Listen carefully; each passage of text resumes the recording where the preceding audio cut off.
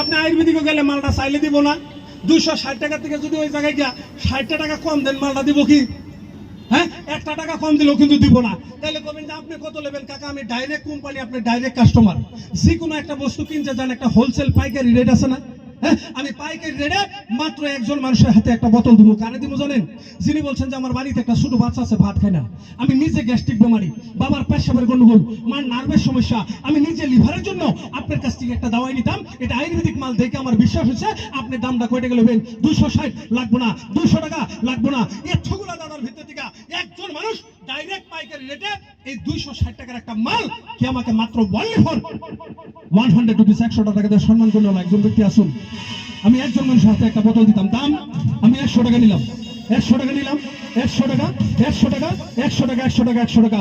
আসেন কি কোনো দাদা, কোনো কাকু, কোনো ভাইজান, কোনো আঙ্কেল এই 260 টাকার একটা বোতল আমাকে 100 টাকা দিয়ে সম্মান করলে হলো একজন মানুষ?